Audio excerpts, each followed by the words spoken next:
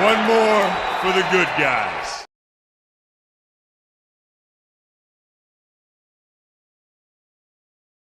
That means that we punched our ticket to go try to win a Super Bowl, and that's it. We got one game at a time, starting at 1 o'clock on Sunday. Love y'all, boys. Love you. Love you. I'll go to war with every single one of you, every game, all right? Love you, 1-7. Here we go. 1, 2, 3, 1, 2, 3. Win.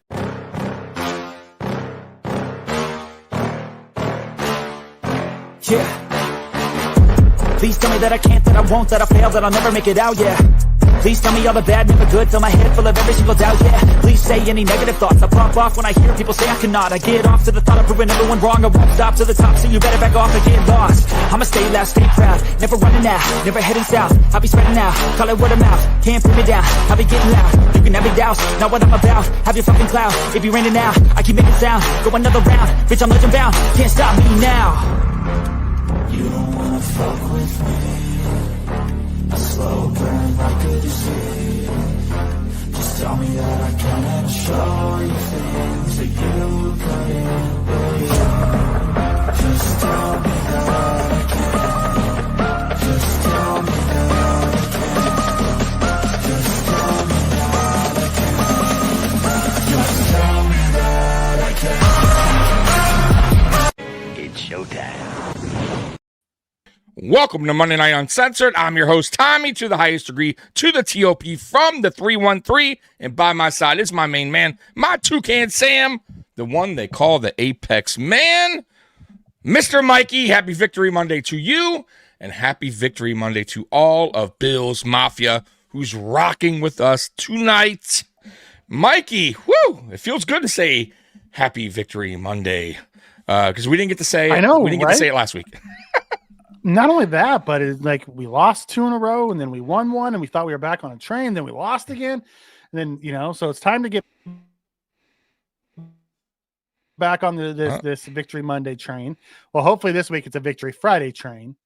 You know what I mean? Yeah. And then we'll keep rocking as we start, headed towards the playoffs. We don't need to play our best football now. We need to play our best football, come week 18 and into the playoffs, because I'll be honest, Tommy, if you look at the standings, it's like a whole new crew at the top. It is. You don't see the Chiefs in there. You don't see the Ravens in there. You don't see the Bengals in there. The Bills are the 5 seed. It's a whole new set in the AFC. It's this season is shaking out to be one hell of a season, and a really one that many people didn't expect. Denver, the number 1 seed as of now. This all could change. Patriots, number 2 at 9-2. Colts, nobody saw that. Nobody saw the Patriots. I think people saw the Broncos being better, but not 9-2 better. Pittsburgh, I think their record doesn't really reflect what they are. I don't think they're that good. They're 6-4 team. Buffalo 7-3, which we should be. We should only have 1 loss, to be honest with you. But it is what it is, 7-3. We lost to some bad teams. The Chargers are 7-4. Chargers are also a team that's up and down because of injuries. It's just kind of it's not helping. Jacksonville 6-4. Houston 5-5. Houston's also been a disappointment, at least on offense. Their defense is good, really good. Tops actually in the league. The Chiefs. Now here's where it gets interesting. The Chiefs 5-5. Nobody saw that coming. The Baltimore Ravens 5-5. Nobody saw that coming. The Bengals 3-7. Usually by now they turn it around, but no Burrow, so turning it around is probably not going to happen at this point. And then you got your bottom feeders here with the Raiders at 2-7 and Jets 2-8, Browns 2-8, and Titans 1-9. So there's some top teams there that I don't think anybody really expected to be on top at this point of the season. What do you think about the Chiefs, real quick? Like, what's their outlook? If you're a Chiefs fan, basically, I'm asking you, Mike, are you kind of concerned right now being at 5-5, or you think we'll turn it around? Oh, absolutely. It's like, listen, do I think they're starting to get in the playoffs? Yes. But are they? Okay. Should they be concerned? Absolutely. It's not just that they're 5-5, because 5-5, we've seen this team go on runs. Problem is they've lost to the people who are ahead of them, so they don't have any of the tiebreakers. Correct. And that could come back to bite them. Not having those tiebreakers is big. Yeah, it's tough. There's something. This is one year for them that I would definitely be concerned if I'm a Chiefs fan. And I normally we know the Chiefs very well. And I always said, I don't care what the record is, they're going to wind up figuring it out and getting to the playoffs and just, they're the Chiefs. But yeah, but whew, I don't. They're basically doing what we did when we were 6-6 that one year, right? They're playing with fire, boy. They better figure it out quick, because before you know it, you're down to a couple games and you're fighting for a playoff spot. So, oh boy. They still have the Chargers. They still have the Broncos. They have the Colts and a couple others. It's not an easy road either. It's not a cakewalk. So, and they've lost some games they shouldn't have either. So, man, once again, if I'm a Chiefs fan, I'm a little concerned moving forward. But what about the Ravens? What do you think the Ravens wind up doing? You think they're going to start going on a roll here and kind of take the division over shortly? I think they're one game out. Did you see the Ravens play yesterday? They looked like crap. They didn't look good. They got lucky. Yeah, they didn't look good to beat the the Browns. The Ravens are a puzzling team, man. I have no idea. Now they have an easier schedule, so they should rack up some wins. But I can't count out the Steelers. The Steelers just tend to keep on winning. Well, it depends on Aaron Rodgers' situation. That one's going to be interesting. That's something to watch. I think he has a wrist fracture. Very curious what they do with him. He could go out there and still play and just kind of play hurt, or it could just be too painful. It is, but it could backfire. If they don't maybe at least give him maybe a game or two to kind of, because he's going to take hits. He's not Mr. Mobility. He's taken hits so far. So curious what they do. If I'm a Pittsburgh fan, I'm worried about that too. He's an older guy. You know what I mean? That his offensive lineman pushed him, and he was pretty pissed off that he even pushed him. Right. So, right. He's like, I'm old. Leave me alone. Right. I don't know if he's going to want to take hits on his wrist too much. And defenders are going to be definitely swiping down on that wrist. Come on now. We all know. So, oh boy. So anyways, I do got some all 22 film. We've never done this before, by the way. I've never really brung up all 22, but just a couple. And I'm not going to bore you guys to death because that's not what we do here. We're not like X's and O guys. But I thought these were some cool, interesting plays to look at real quick. So I'm going to pop it up, Mikey. I know you like this stuff too. So, all right, this is the interception. This is the of all the plays you want to pop up. You want to go. I do. Chest pass interception. I do. So, because I want, we're gonna sick and twisted in the head, brother. All the plays that you this is what you pick. I am, because look, there's a couple things here I think there's blame to go around, all around, and to be honest with you here, especially for Allen and Brady. So you're backed up in your end zone. I think it's a second down, right? Because the first down was an incompletion. The first down, the play, they ran a blitz. I think it was a corner blitz on the very first 2 plays. They ran blitz. Right, that's what I'm saying. But I'm saying the first play they ran a corner. Here's second down. They also run another blitz. So let's watch it real quick. Let's see here. I don't know why it's so dark. Let's talk about it. So what in that spot, Mikey? What would you have liked to see happen? If you're the OC right there, what would you honestly, like to? What would you have done? Hope Josh just sails them and it goes incomplete. That's the best outcome you could have, because you can't dirt it, because then it's grounding. You're in the zone and it's a safety. You have to get rid of it, because here's the thing: I didn't trust our defense to start, so I'm not overly fond of taking the safety and only giving up the 2 points and then kicking the ball back to them. I'm with you. I think even with the pick, and knowing what happened with the defense stopping them and only giving up 3, that was the best outcome we could have had, outside of Josh selling them and it hitting the dirt. Okay. But as OC, let's say you're the coordinator.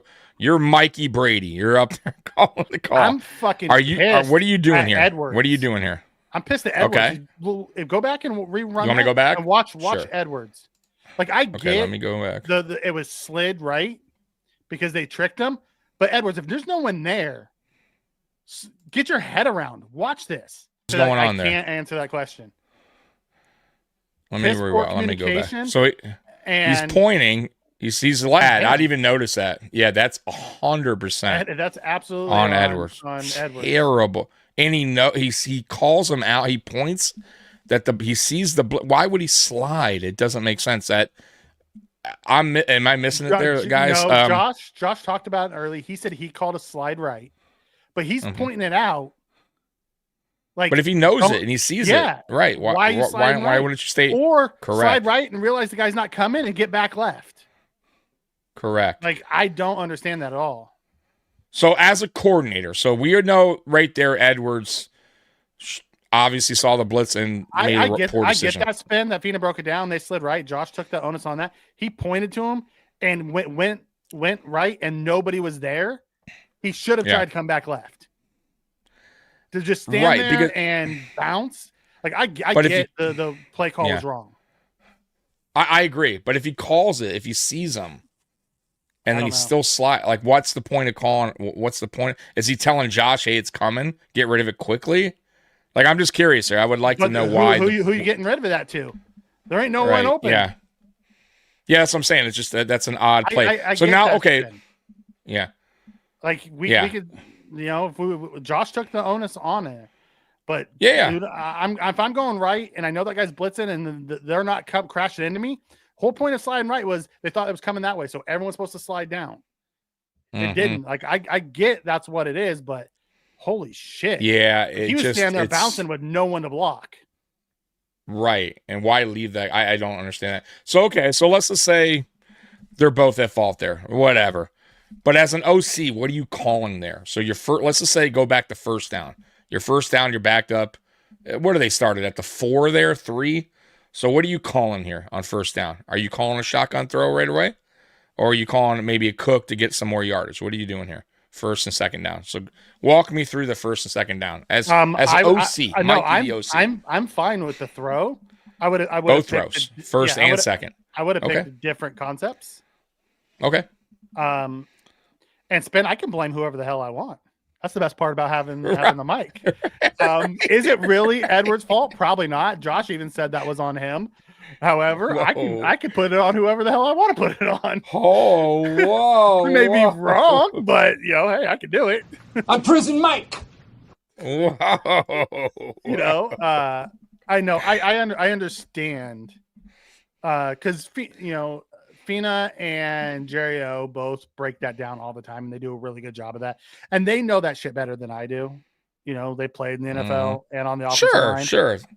I have a hard time watching that as just a general person saying, I'm standing there bouncing with nobody to block, yet someone's coming free, and I know someone's coming free. I probably would have tried to block him. That's just me, though. Yeah. I get it. Right. Like, I understand spins points, and I understand. Yeah, I understand what the concept is and what the slide call is and the protection call is. If I'm standing there with nobody to block. Okay. Right. And the blitzer's coming free. It's kind of hard for me to not stay there and at least protect. But maybe he's just that guy that follows the this is my job. I'm doing my job. Exactly. I don't give a shit what's going on. And you know what? More power to him, because most of the time I'm for that. And if they would have figured it out, and Josh, there was nowhere for Josh to go. There was nowhere. We can also maybe we put that on Brady for calling an empty set near the goal line. So that's where I'm going with this. See, I disagree with kind of your take on throw both first and second. I don't mind the first down play there. Fine. But I would have ran the ball at least once, either on first or second, to create a little bit more space, or at least I'm hoping I would, to give Allen a little bit more breathing room if he's in shotgun, so he's not backed up in the end zone. Because let's say Cook gets, 2 or 3 yards. Let's just say he does. Well, now Allen's not in the end zone, right? So he could, let's say that blitz still comes in, he takes a sack. He doesn't get rid of the ball. He doesn't force the ball because he doesn't have to, right? He just takes a sack. Mm-hmm. I don't think he's doing what he did there if he's not in the end zone. I mean, is that fair to say? He kind of just knew where he was at and had to kind of get rid of the ball there, rather than take the safety. Mm-hmm. I mean, is that what you think Allen's feeling right there? I think Allen is trying to get the ball out, and he's hoping that it's just going to fall to the ground. I really do think that. The problem is, he was getting the hit as he was trying to chest pass, and it just floated on him. It did float, and it was behind too. Yeah, but I get it. Josh Allen is he never gives up on a play. You got to love that. You got to take these type of errors with the greatness that comes with Josh being Josh. Absolutely. Yeah. I get it. So that was one little breakdown. I'm glad we went through that. Mm-hmm. So I got another one, Mikey. And I'm with you on that. I don't want my offensive lineman going rogue. And I understand Josh even accepted responsibility for that and said it's just my eye test with him bouncing there with nothing to do and the guy's running after he pointed him. It's just like, okay, why don't you just reach your hand out and push him? However, I get it. Right. He did his job the way he was coached to do it. And it was just, they beat us. They get paid to make plays too. And they tricked, Josh in the protection call, and there was no counter to it. They beat us. Yep. All right. Next play I want to show is one that's, I don't think you guys realize how good of a catch this was. I'm going to go back a little bit so, because for some reason the screen doesn't. So we'll go here. We'll start here, but part of it. Yeah, I got to I want to pause that.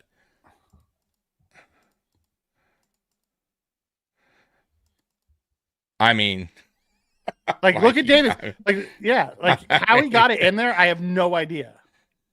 Right. I mean, what a throw, right? I mean, you had to whip it in there, right? He stuck it in there. That's for damn sure. He stuck it in there. And then for Gabe, really, for a guy that's draped on you with his hand out, by the way, right? With the guys trying to deflect the ball and still come up with the catch cleanly, says a lot about him and the trust that Allen had in him on a fourth down play, a big play too, that led to a touchdown. So, that was. I don't think he got enough credit for that catch. That was a great catch. It was like I saw it when they showed the first replay on it. I was like, Jesus, the fact that he made the catch.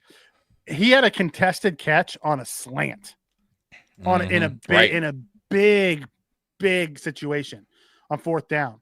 Like Spen's right. Hey, welcome back, Gabe. Early. Yeah, Gabe played well. He did. I have no problem. I have no problem with what he did out there. Now, Mikey, I think this is for me. I find this worse than the initial interception in the end zone. This here, when I would look back, man, if he throws the ball to Ty here, Ty has a lot of room. Fourth down one interception. This is the interception. I'm not sure if it was fourth down. I think it was like third down. It was actually better for that. So right here, let's start from here. There was nobody else. Let's start from here. So no, that's the play before. So let's start here. About 8 yards between them. That's what I'm saying. So I feel like, look at that. So it's wide open. And then if you notice, they started throwing the backs after this. Yeah, when you see that play, I understand what he was trying to do here when you go back there. And that's on Allen 1,000%. You can't stare down. You can't stare down your got him. Yeah. Either way, 4th and 2, I don't want him taking that shot. I want the quick passes to the backs and let him go get the first down. Like, we don't need a 10-yard play on that. We need 2 yards on 4th down. Why aren't we, Andy Reid, like later on in the game, we did a little rollout dump off when we needed that. And like I don't know if it was Joe Brady that got in his ear. I don't know if it was Ty Johnson who went, they said somebody was over there talking to him, told him about it. Right after that play, you started seeing Josh Gordon's back. You know what's funny? If that was around that time, that makes sense.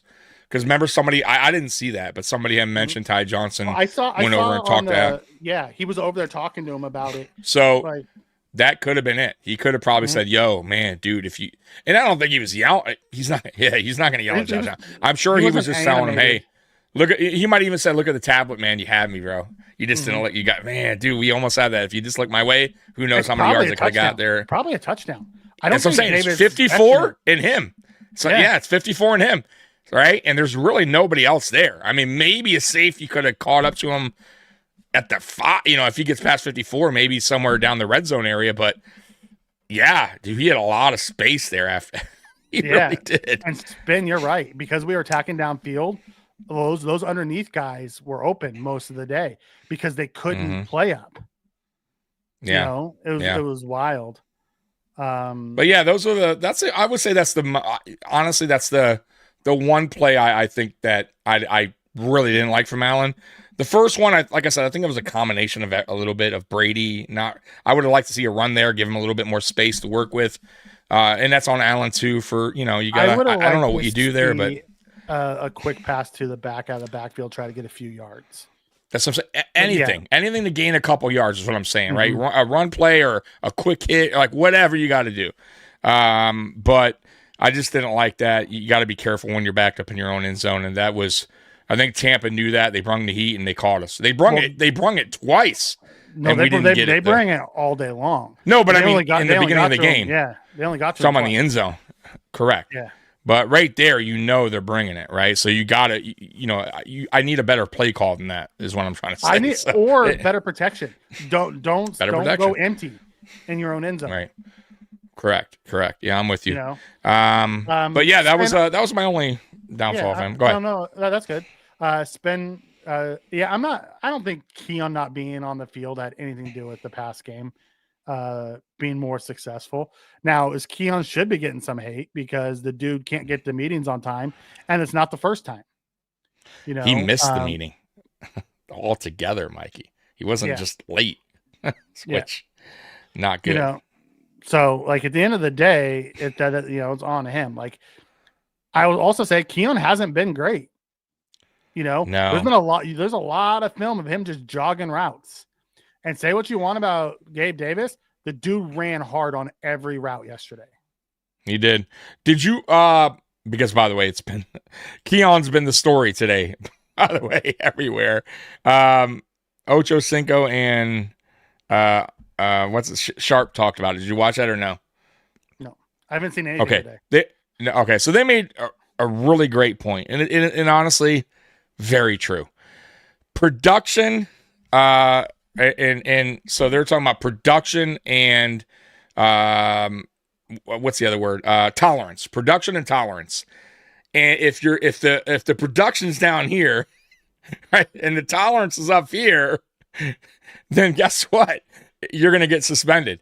But if the production's up there with the tolerance, they'll probably, they probably will let it slide, is his point, right? And because Keon Coleman hasn't had that kind of production, they're not going to accept much, right? So it has to match, is their point. And it was a great point because they're basically saying, look, I knew guys that were constantly late, but right, they have production. So the coaches were a little bit more lenient for the guy that's... It's the AB rule. How much are you willing to put up with? It's the Randy Moss rule. Randy Moss was a difficult guy to deal with in the locker room, but you know what? Correct. He produced so much, you dealt with it. Say what you want about Stephon Diggs. At times, Stephon becomes harder to deal with for coaches. You know what I mean? Correct. I don't think the players have a problem with him, but the coaches. No. But you're willing to deal with it because he produces. Correct. It's the Aaron Rodgers. And Aaron Rodgers isn't the easy guy to get along with, but when you're one of the greatest throwers of the football, you deal with it. You deal with it. Exactly. So, we and that's with even off-field.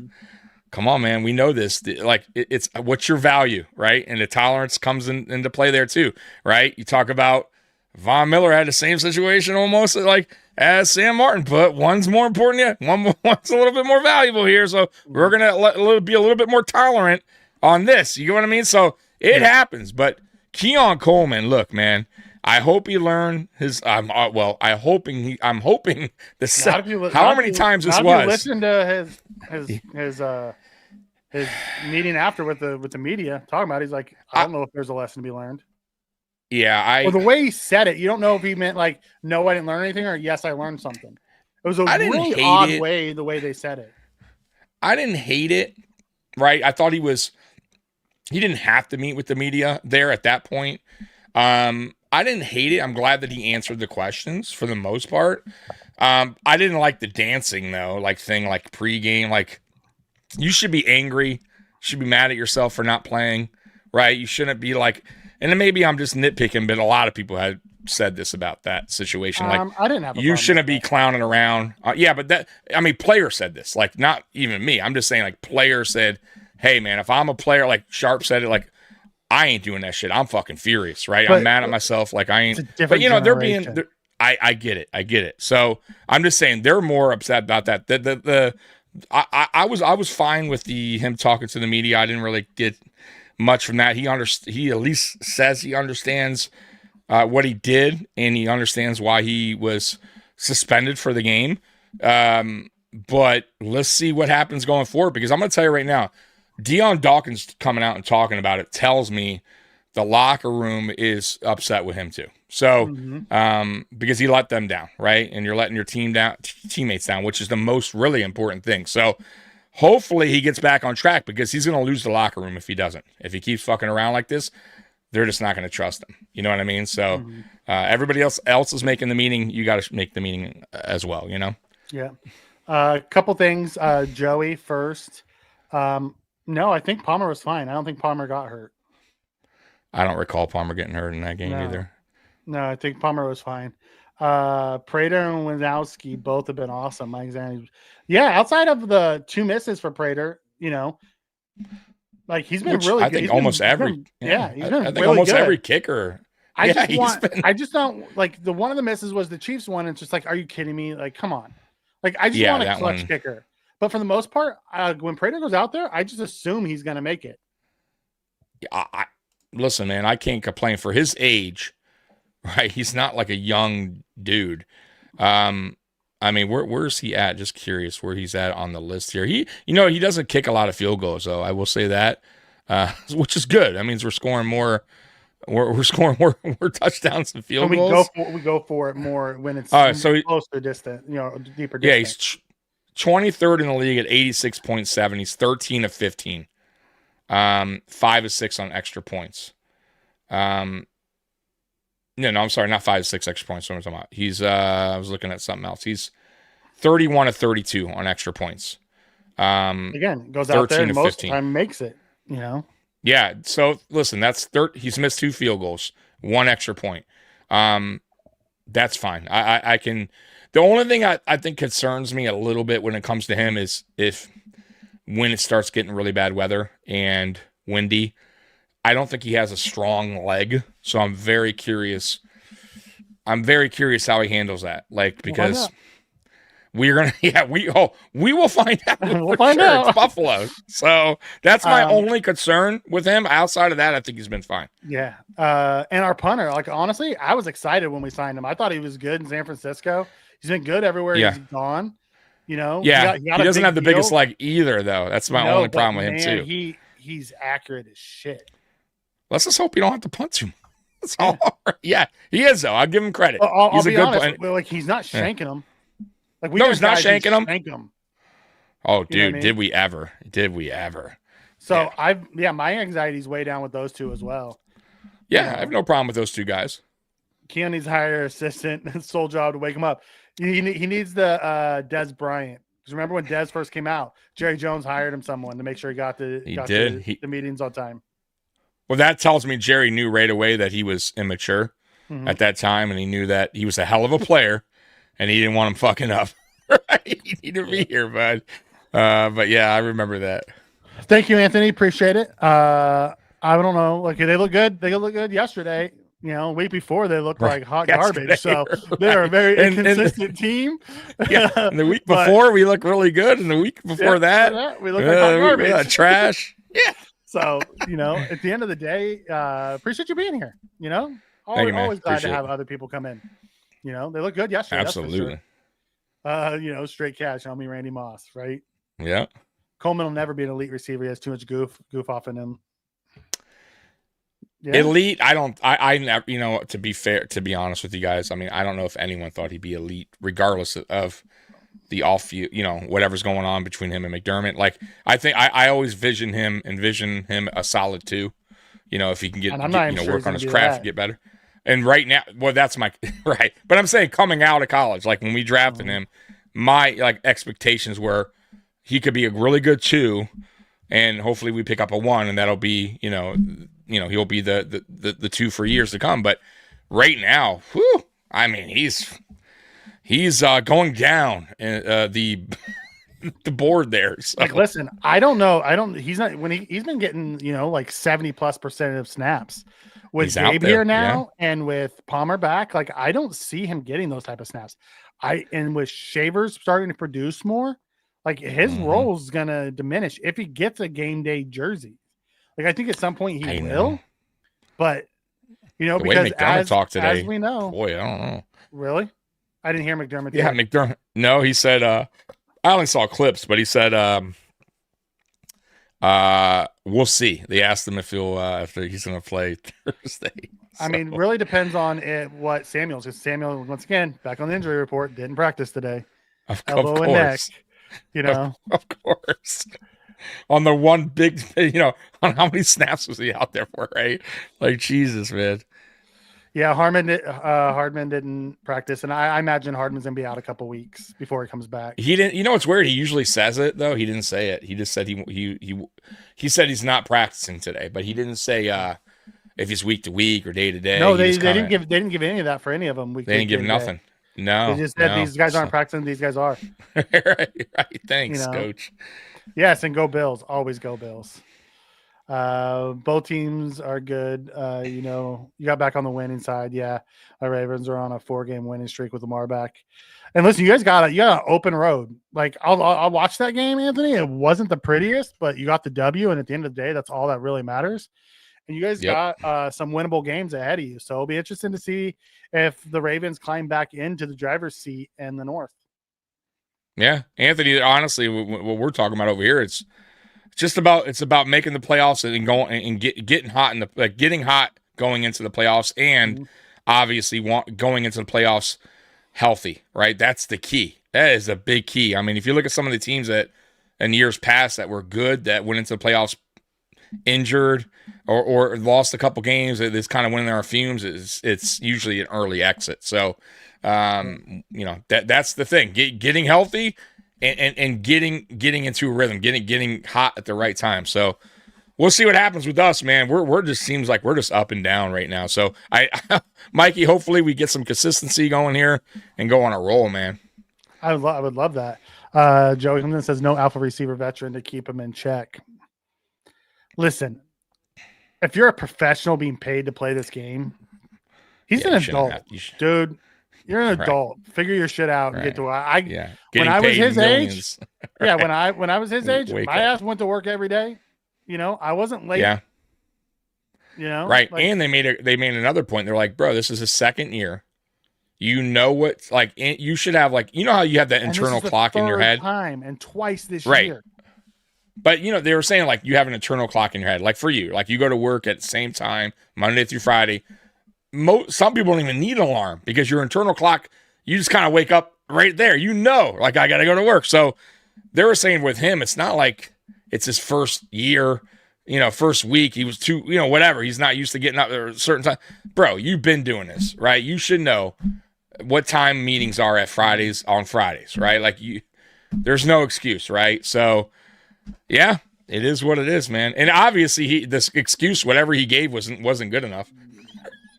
You know what I mean? He probably, he probably overslept. I don't think he woke up and decided I wasn't going to go. He probably stayed up playing video games late and overslept and missed the meeting. Right. Yeah. Honestly, that's probably what happened. Mm-hmm. I forgot to set my alarm clock before. My body woke me up on time, so I didn't have to worry about that. Right. But I forgot to set my alarm clock many of times. Right. Yep. I'm with you. Next week will be the first time I cheer for you guys to beat the Steelers, right? Yeah, we got a interesting schedule still. Yeah, we do. Yeah. We got some games coming up that are very interesting. None of these games are I'm super confident about. Maybe the Cleveland one because they got some issues over there, but man, Mikey, like the Jets won, fine. You know, if it comes to, you know what's crazy, Mikey, though? I will say this. If for some reason it does come down to that last game at Highmark, you know, at Ralph Wilson, the Ralph, whatever, Rich, and that game is a meaningful game, meaning, right? Like for the division or let's say even the playoffs, like that's a perfect team. That's the perfect team to have your final game if you need one. Sophie, I'll come back to that in 1 second. Walter, this is an excellent. Keon just couldn't get separation from his pillow. Right. Excellent one. You know, it says both Shavers and Gabe outplayed Coleman's season average. He should be on the practice squad, but some other team. It's not even the practice squad issues. Like, it's not even the other team can come get him because I don't know if the Bills would truly care all that much. Honestly, it's the money because you have to release him and put him on waivers, and that's dead cap. And we're not paying, you know, the dead cap this year and the $3 million or whatever it's going to cost us next year to put him on the practice squad. Just ain't going to happen. No, I think it would be a trade. There's not a cut there. That's the only way it happens. Yeah, and he still has value. But his value will go really down quickly if he continues on the path he's doing, right? So he needs to, if he wants out, let's say he does. Let's say even he's not happy here. Bro, you got to show your worth then. You got to at least show everything you can this season so other GMs go, man, that guy's a problem, right? Like, I don't know if I even want to risk trading for that guy, right? So you got to do what you got to do, man. Keon, get your shit together, bro. Yeah, Joey Hamilton says if Nick Chubb rushes for 100 yards on us, I'm going to lose my mind. I hate to tell you, it's not going to be Nick Chubb. It's going to be Marks. Nick Chubb. It could be anybody. Could be Nick Chubb's cousin. It's going to be that kid Marks. The running, right. You know, who's that third down back, the speedy guy. You know, it's going to be him that's going to go for us. Yeah, I think it says talking about the Browns, they're wasting Myles Garrett's. Listen, I'm with Spin on this one here. You know, he chose to get paid there. Like, yep. Hard to feel bad for a guy who's making $40 million a year. Yep, don't feel bad for you, bro. You wrote a letter, right, saying how much you want to get out of town, and then you took the money and ran. You took the money and stayed, not ran. Watt did the same thing with Arizona. Remember, he was talking about coming to one of the teams, and he decided to take the money over the opportunity to play for a championship. I mean, 15 sacks. Money is incredible. Talks, man. Money talks. Oh, absolutely, especially that kind of money. The craziness is he could have asked for a trade and probably got that money from anybody else. Micah Parsons did. Absolutely, you're right. Absolutely. So, but look, it is what it is. Whatever reason, he convinced himself to stay, and it's gonna backfire badly, and that's on him. And he's the only one to blame for that, man. He had a chance to get out, and they probably would have agreed. So, too late. Yeah, Carl. Teams played too high versus Josh to take away the pass. So Josh took what the defense gave him and started giving it to Cook. The Bucs started up. The Dolphins did too. The difference is we didn't go deep on the Dolphins. We threw a couple deep ones and Josh missed. But overall, we didn't attack the intermediate like we did this week. Also, we weaponized Josh's legs this week. You saw the quarterback power sweep again. I haven't seen that since early last year. Right. Like I haven't seen the power sweep in a long time. I agree.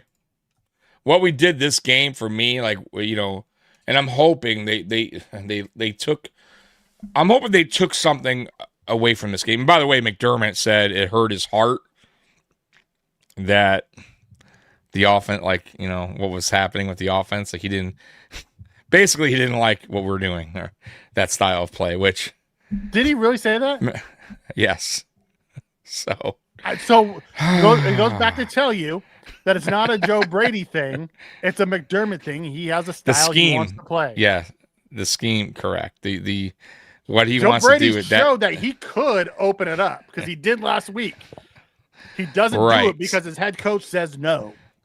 So tell me that's not super concerning moving forward. So I really hope, like, McDermott needs to step.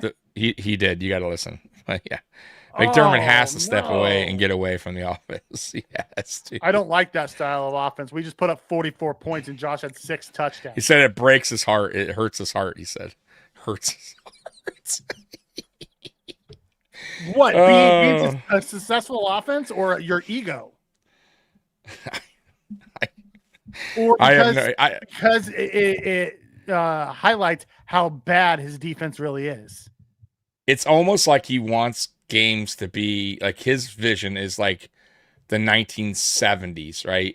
Like he wants like these low scoring defensive battles, and fine if your defense could battle, right? Like, but that's not the case, buddy. You're giving up 32 points.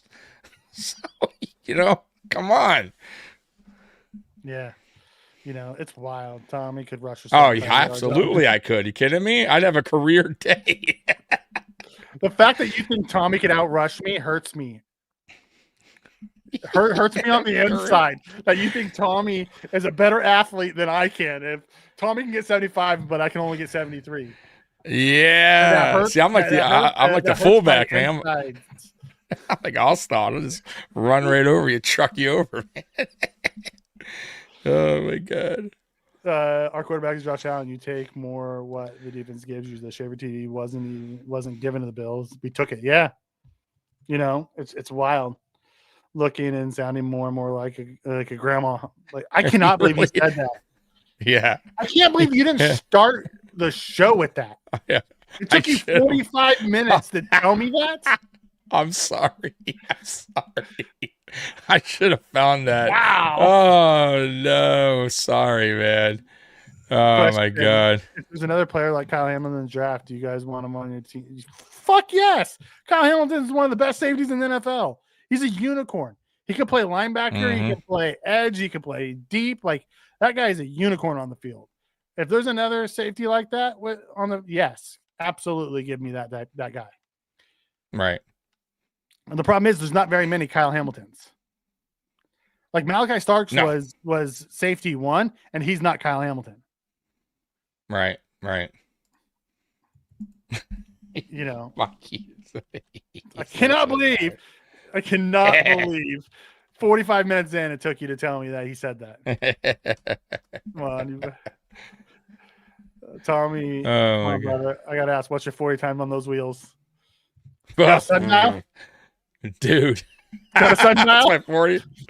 To my 40 time? Shit. 40 minutes. I don't know. He's like, how fast can I walk it? Right, yeah. What are you talking about here? Right, yeah. Hey, dude, that's not happening. Yeah. Yeah, he did. I wish I could pull it up, but I'd have to chop it down. I'm not going to do all that now, but I should have. I'll have to go back and watch that. I cannot believe you, Yeah. But what the fuck? Yeah. Hurts his heart. Impatient to bash McDermott. I didn't think he had it in him. Yeah. Oh, that's great. Yeah, 44 points in 23 minutes. And that's with 3 turnovers. And it hurts his heart. Like hurts his heart. You know what hurts my heart? Him saying stupid shit like that. Right. How about him calling a timeout at the end of the game when it was pointless? They were giving you the game and you call a timeout. Right. A Renaissance thinks Tommy's faster than me and can run for more yards. And it was just 3. Doesn't matter. It was just 3 yards, bro. He said Tommy can rush 75 and Mikey can rush additional 73. That means I'm not even starting. You're starting over me because I'm the additional. Yeah. That hurts my heart. God. Oh, we're never winning Super Bowl, McDermott. Not if he gets his way with offense. Like, what the fuck, man? It's the best offensive output you've had all year. And you come out and you say in a presser that it hurts your heart. I do got stock up, stock down. You want to get to that? Oh, by the way, you know what you haven't done in a while, Mikey? The good, the bad, and the ugly. We haven't done that in a couple of weeks. Yeah. Are you down to do the good, bad, and ugly today? Absolutely. Okay. All right. I mean, we haven't. Go ahead. Get into some chats real quick, and then we'll get into the good, get to some chats. Walter says Curtis Samuel's such a frustrating player. he was getting open and had a key block, and now he's injured again. Just like Kincaid. I love Kincaid, but man, that guy is brittle. You know what I mean? Milano, super, super talented, brittle. Like it's wild. You know what I mean? Just can't stay healthy. We have guys who just can't stay healthy, and I don't understand it. I'm not gonna lie. Out of the whole league, the Colts is shocking everyone, even the Patriots. I thought the Patriots would be good. I didn't expect the Patriots to be as good as they are, be as fast as they are. But they've also had a really easy schedule. I did not see Daniel Jones being this version of Daniel Jones. However, there's a blueprint to beating them. If you can stop their run and make Daniel Jones have to beat you, they're not built to come back throwing the ball. They're built to play action. You're coming up to stop the run. Like if you can stop the run, you can beat the Colts. Because Daniel Jones ain't gonna go throw for throw with just about with that against the best. He's just not. Right. Now it's a two-back Daniel Jones is it's a two-back attack. Did the Raiders just try an onside safety punt? I missed it. I have no idea. I'm not even paying attention. 33-16. This game's. I mean, can they come? Anything can happen, but yeah, I love that, Anthony. I love that she's on the sidelines listening to this shit because you know what? She knows what's going on. Sometimes I wish Pagula would be on the sidelines listening to what Sean McDermott was saying. Maybe you'd have a different outcome on what can be said at the end of the year because they're not pulling any punches with her. She knows exactly what's going on. So if they're fucking up, she's going to know it's the coaching staff and she's going to get rid of them. I love her take to how she's running that team. Have you seen that, Tommy? The what? The Colts owner. Oh, dude, I love it. She's down there. Yeah, listening. Dude, and I wish. Notes and I wish more owners would see. That's the problem, though. Like, not enough owners take like that kind of like responsibility for like their team like that. Like, and I get it, but because you got to remember, most owners are very old school, old fashioned. They're all about business. Terry Pagula's not gonna. He's going to go to the game once in a blue moon to go up in the fucking box. And if anybody did that, it would have been Kim. That's what I'm saying. It would have been a young, something Kim a little bit. Right. But even that, I don't, would she? Maybe. But yeah, I think more active. Yeah. Some owners are just not, like I said, they're like, for instance, the Pistons owner. Now, thank God, you see the Pistons are playing out of their mind right now. But it took a long time for him to finally find the right GM and coach. But my point is that dude lives in California. He very rarely ever comes to Detroit. And he doesn't get it's all about money, right? He bought the Pistons super cheap. It's a business. The team it's a business to him, right? So, but he finally, of course, you get lucky sometimes and you do find the right GM and coach to lead the way. But, I love but Jim yeah, Irsay, sometimes but Jim Irsay was that owner too. He was, yeah. He turned it over to football people. Right. So luckily his daughter, is a person that's taking it serious too, because not every owner's son or daughter, whoever takes over, wants to even run a sports team. They usually, honestly, sometimes they sell it. Sometimes they don't even they get rid of it quickly. I mean, when the Pistons owner died, she sold the daughter sold the team the very 2 years later. She didn't want nothing, no part of it. So yeah, dude, that's. So I commend that because she wants to know what's going on, who's she paying, what are they doing? You know what I mean? So I love it, man. Good for her. Spin, I have no idea how he got hurt. It's a neck and elbow. That's all. Right, yeah, right here. Right. Who the fuck knows, right? Lockport, dude. Yes, they're truly 0 for 7, and Josh airmailed a wide open one this week. He was wide open, and Josh just missed him. It's wild. We had 15 players either limited or did not practice in today's practice. We're brutal team. Most of the limited are gonna be good. You have to remember it's also a short week. Usually it's a player off day today, and then they had it. So and most of the people who were limited were veterans. So they were giving them, I imagine they probably won't. They'll be limited most of the week, but then they might be full on Wednesday and be So tomorrow they'll be limited, and then Wednesday they'll be full. So they're the no game day actives. You know what I mean? No game day designation. We are beat up. It really looks like Dave Davis. Dude, that's nothing new. Like, listen, Ray Davis has been our kick returner for a while, and he hasn't been great. Right. But he had a great game yesterday. He did, and maybe Torber's finally getting through to the guys, and they're finding the right guys to be on that team, because that was the best I've seen our return game in a while. In a long time. Yeah, absolutely. Like, we got some really good field position because of that. And we didn't really even get into that yesterday, talking about field position. Like, that was those returns. I mean, it started off with the McCole Hardman one, and then Ray Davis. I mean, Ray Davis isn't the fastest guy in the world. I'm not saying he's slow, but dude got some positive yards. Maybe that's a good role for him to keep going with him. Put him next to a speedster. He's been doing it all year. Yeah. I mean, if you could continue on like that, though, more performance like that, I'm cool with it. Stick with it. I'm totally fine with that. Samuel might be a maintenance day. Like, honestly, if Samuel can't play, just put more in there. They're the same player. Mm-hmm. I'm fine with it. I don't care if it's Samuel or Moore. I really don't care one way or the other. McD is so yesterday. His defense is outdated, refuses to adapt, can't motivate it. Turn up. Can't argue that. Mm-hmm. Yep. Shout out to the Broncos for beating the Chiefs. I slept well last night. Yeah, like it was.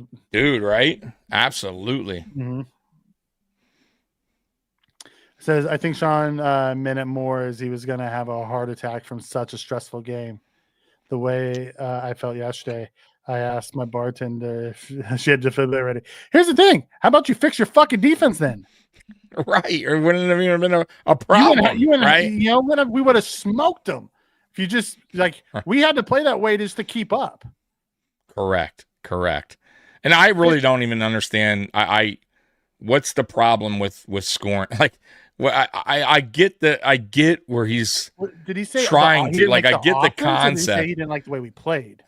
I'll go back. I'll play it to you afterwards, and you could kind of see. It was I think he followed it up with saying it hurt his heart, and it could have been maybe like. Go, down to the who knows game. It's stressful, but back and forth, what about the games that are? Yeah, but what about the other games that we're losing? Those are a little bit hurts my heart a little bit more than that fucking game. That game did not hurt my heart at all. I was excited. No, I had a good time watching it. I loved it. I felt like Jesus. We're finally back to the Josh Allen offense that I want to see. Right. I enjoyed every part of that game. And if we would have lost that game, if Josh was throwing bombs like that, I'm okay with it. The way we lost to the Rams, that suck. We lost to the Rams, yeah. But you know what? I had no problem with the way our offense played. It was a defensive problem. Yes, but right. At least they gave us a chance to win. Right. I'm 100% agree. 100%. I mean, look, the closest we've been to beating the Chiefs. What happened? We had to fucking go ham. We had to air it out. We had to take chances. We had to, score quickly because the Chiefs were countering every fucking time. So it didn't matter. And quick. So you had to put points up, man. Like, that's the name of the game. When your defense isn't your crutch. I mean, that the defense is never going to bail out this offense. That's our biggest issue, guys. I don't want to say our biggest issue. Maybe in the playoffs because they bailed them out after the Josh interception. No, I'm talking about in a game. I'm talking about a game in total, like where the offense just doesn't show up and the defense just holds them down to the 6 only points. game that I can remember that happening is the Ravens playoff game where Tron's pick. Yes, Lamar. Yes, that was the only. You're right. That's the 1,000% only correct. one that I can. It was that one. Like, it's been that long since Patriots one maybe. The playoff Patriots game. I thought they played really, really well, but we didn't need them. We were scoring off. You know what I mean? Yeah, we didn't need the defense. We had the perfect game on offense.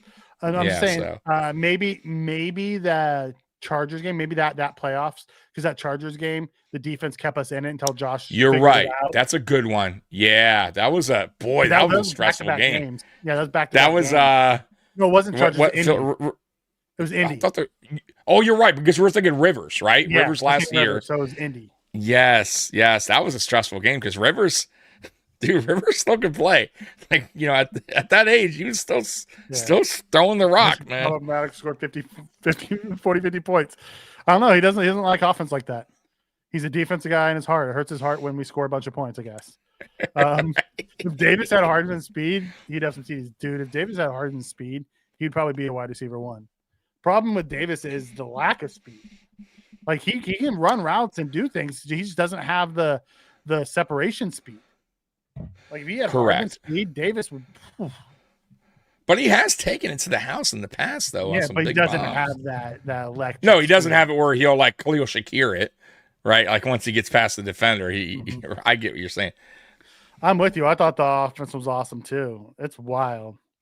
You know, he said he hated the way the game script was going, meaning the back and forth. Okay, so Joey said he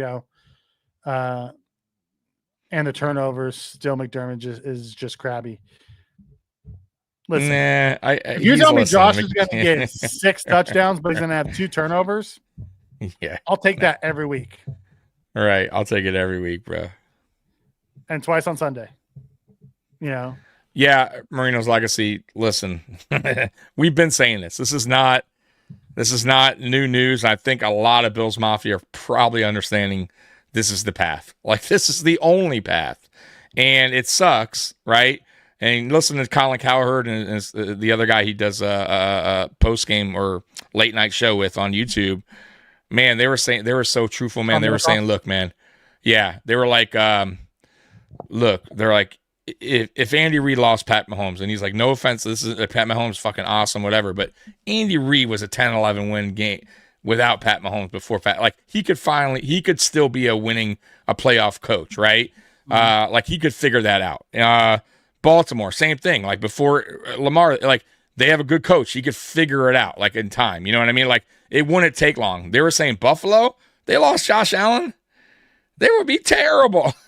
You're like Buffalo had no past other than the 90s with the Jim Kelly. You know what I mean? So like we would go right back to that. Like so basically Josh Allen is everything to this team. And we just don't have enough talent all around, Mikey, on this team, both sides of the ball. And that's what their concern is with our team. It's really just the Josh Allen, and I guess we could sprinkle on obviously James Cook. He's a star now. He's one of the better running backs in the league, but we don't have enough, Mikey. I'm going to be honest with you. And I get it. I get people when they look at our team going, when I look at the Buffalo Bills, man, they just do not have a lot of talent. Like really, really good talent. You know what I mean? Like, they have Josh Allen. That's what they say. And I kind of agree. The one thing I listened to today was first thing first. I listened to Brew say, listen, we've watched Josh go YOLO, right? It's the chaos Josh. You know what I mean? And the only team that stood that version of Josh, the only team that stood in his way was Patrick Mahomes. Correct. If Patrick Mahomes isn't in the playoffs, maybe you want Josh being that Josh. Right.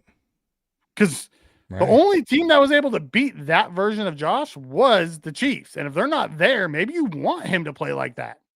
Right. Like at this point, like that's what the thing that bothers like me and Mikey, like McDermott, dude, let this guy be who he is. This is your only fucking real chance of doing anything. And that's the damn honest truth. And that's what I mean about it. If there's no Josh Allen here, this team is trash, okay? But you have him here. Use him to all his ability to hopefully, right, guide you and get you to a Super Bowl. Don't handcuff him. Don't put him in a box. Like, what are you doing, right? Like, this is it. He is it. And I think he gets it once in a while. Like, I think when desperation almost kicks in where he's like, things aren't going right, now it's time to lift the box up and let him out. It's like, oh, thanks, Sean. Appreciate it, bud. I'll have to go back and watch that because I don't remember our offense going alien mode for that game.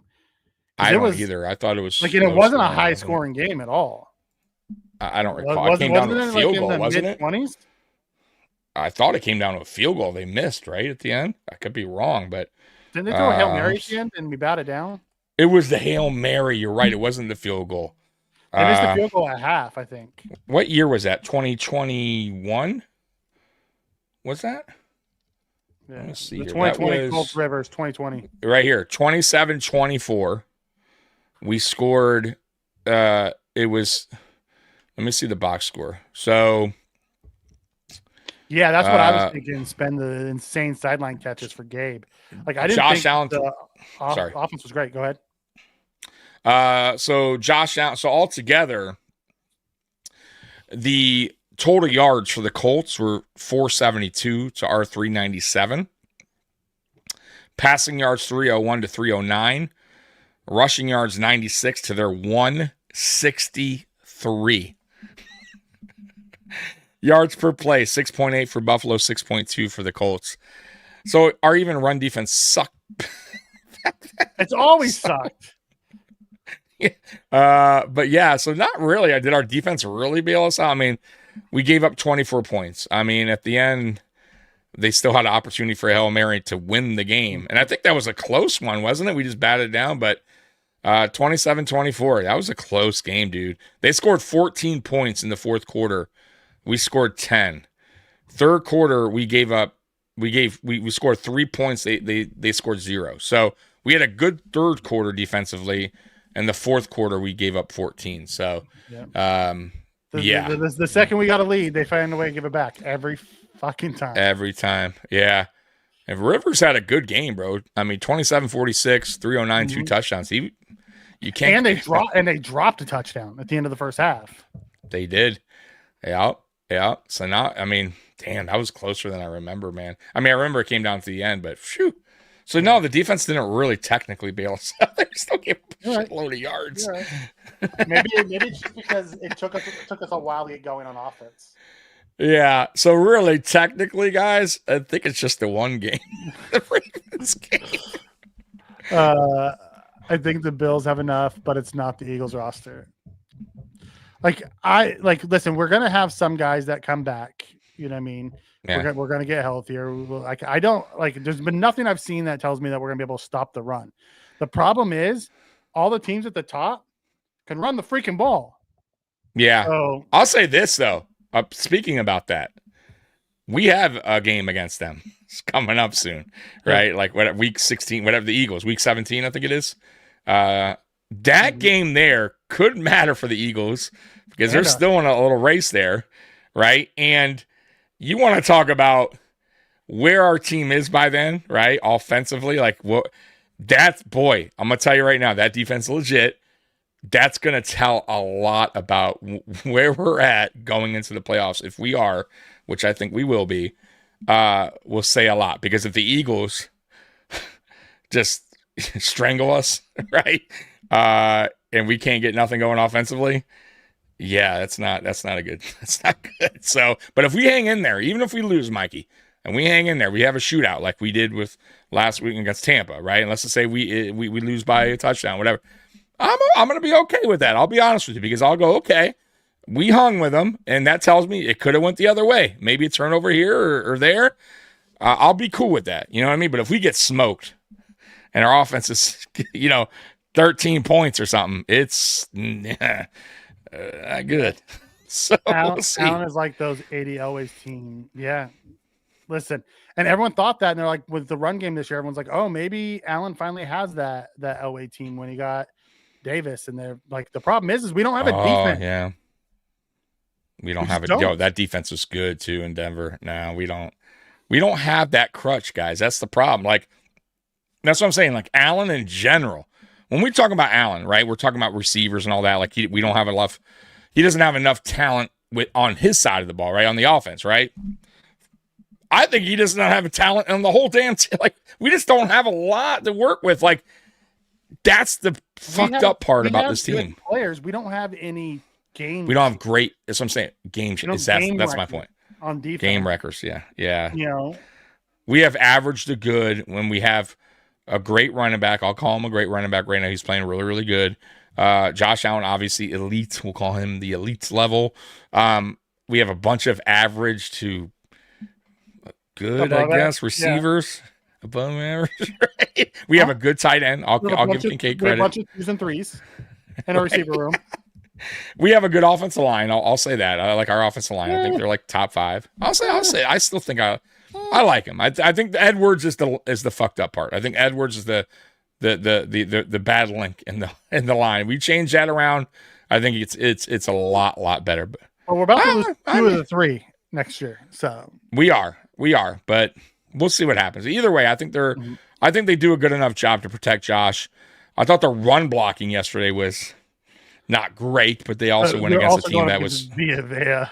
You're right, and a team that also game planned, right? That to stop the run. They watched what Miami did against us, and they brought out the same type of offense. The difference is, Joe Brady finally opened up the playbook and started taking shots and weaponized Josh. And got the running backs involved in the passing game. If you're not going to get them involved in the running game because they're getting stuffed, whatever, okay, that's fine. Get them involved in the passing game because they're more than capable. He wasn't doing that before, right? He continued to, do what he was doing. Prove a point that the receiver room was good. Almost trying to prove. That's a great point, Mikey. Almost trying to prove a point. And you know who does that too? Sean McDermott. Like that, his defense, like this defense going to work. This scheme works. This is Brandon Bean. Brandon Bean. WGR for jesting that we didn't do enough in the wide receiver room. Dare you? You mentioned receiver in this. Dare you? I'm with you on this, Bobby. We have enough talent to keep us from getting early first round picks. We have a quarterback that's just not gonna let us not make the playoffs.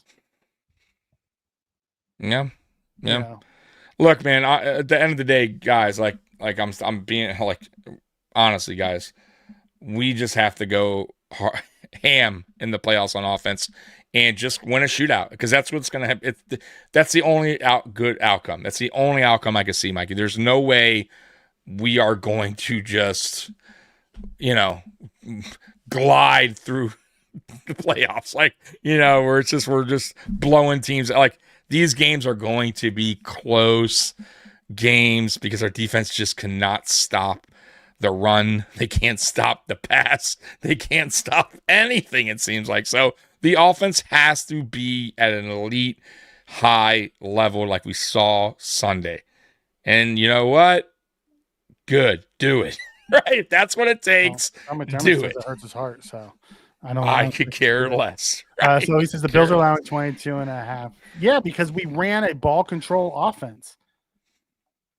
Like if we run our offense the way we ran it Sunday, that's going to go up. And Sean McDermott does not want that to go up.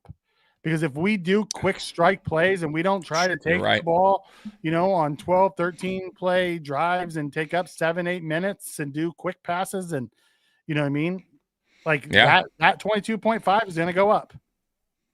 Right. And here's the problem too with that, right? So go back to the Dolphins game, right? Let's go back to that shit show. You're down 16, right? You start the third quarter, you're down 16, and you have what McDermott wants, a slow, dragged out drive. Okay. But guess what? When you're down, when you're down that much and you make one mistake, which we did, and I'm not saying it's his fault. It's not his fault. But this is what he wanted, right? This long drive that kills the clock, kills the time, and a turnover happens, you're shooting yourself in the foot. You are not helping yourself. And that's exactly what happened. Touches. Yeah. You're hurting your chance of coming back at all. So that's why when they say like this defense is better from playing from behind, right? Like when we had the lead, it's because of that. It's the truth.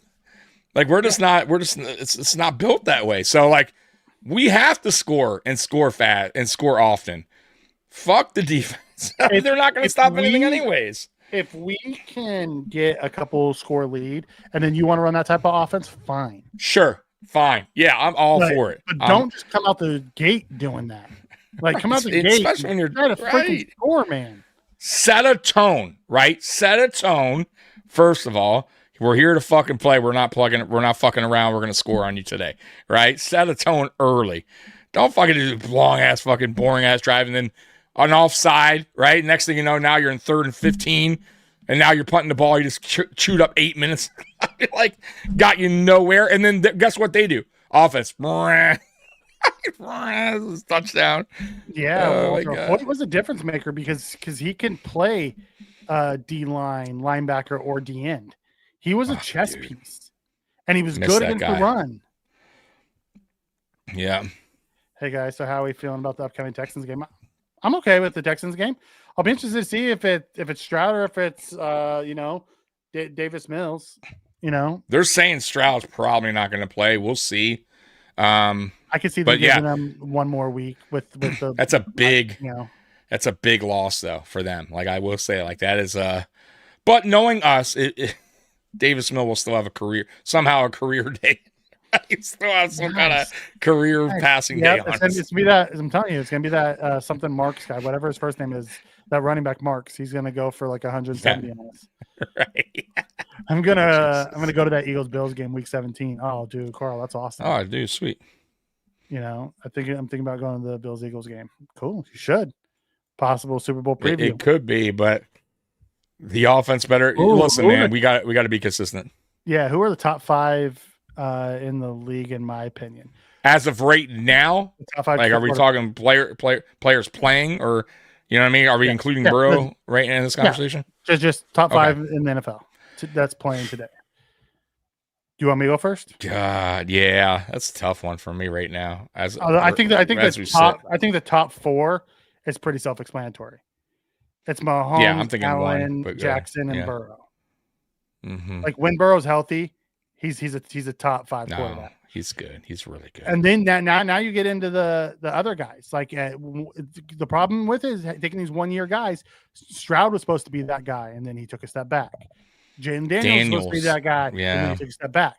Like people can say it's Drake May, but what is Drake May going to look like he's having a great year this year, but what's he going to look like next year? It's like, right. Is it too early to, is it Jalen Hurts? Jalen Hurts just wins, like, okay. So I got mine. Is it talent wise or is it production wise when you look at top 5? Because could it be Justin Herbert? But Justin Herbert's too up and down. So I would probably put Jalen Hurts at 5 or Matt Stafford. Or Matt Stafford. I might put Matt Stafford. That's where I was going. Stafford's my 5th. Probably Stafford's my 5th. Then Jalen at 6. Correct. That's where I would have it right now. But Stafford has, did he not stumble onto a perfect situation in that trade? Top 5 this season. Oh, this season, not overall. Ooh. Oh, you have to give it to May. Has to be in the top 5 then, because he's having a really good season.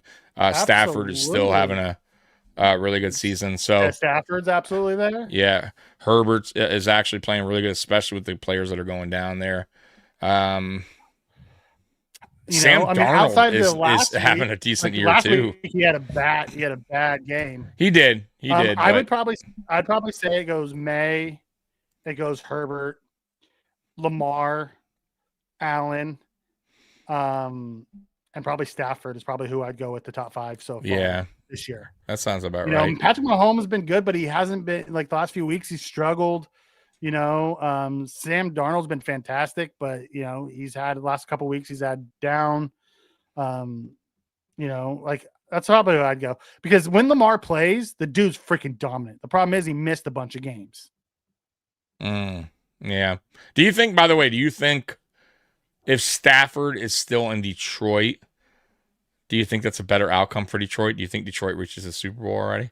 No, because the players they got for the Stafford trade has made Detroit what Detroit is. You're right. It added into the. That's a great point. The compensations. But let's just say that wasn't the case. Let's just say Stafford's there now with the current roster.